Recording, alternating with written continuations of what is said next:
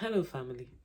There is this mindset swirling around these days suggesting that marriage is more trouble than it's worth, that your chances of succeeding at marriage are slim, that marriages fail so often that you should just expect the worst but hope for the best.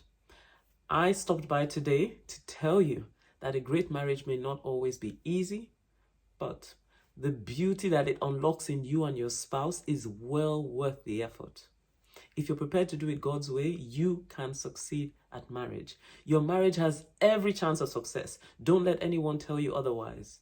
The thing is, it doesn't matter whose marriage you have seen fail or what the statistics say. Your marriage can absolutely succeed if you are both prepared to give it 100%. It is a myth that everything goes downhill after you say I do. It is not a fact of life that your marriage will become boring after 3 years. It is not inevitable that you will experience infidelity in your home. It is not true that all men cheat. It is a myth that women cannot be trusted. It is a fact that you and your spouse can stay best friends after decades of marriage. All you need to know is how. Believing in marriage will give you the motivation to do what it takes to succeed at it, because the thing is, we only really invest our efforts where we believe we will find success. So don't let fear get the better of you.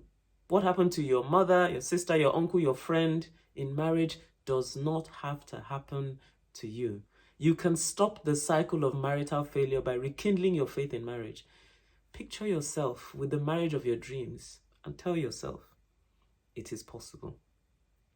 1 John chapter 5 verse 4 reminds us, for whatever is born of God overcomes the world. And this is the victory that has overcome the world. Our faith.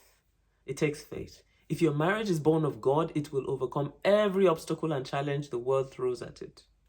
Your mindset is what determines your attitude towards marriage. So what I'm saying is, start your marriage with full confidence that God, who started you on the journey, will be your lifetime guide. Marriage works 100% of the time when both parties do it God's way.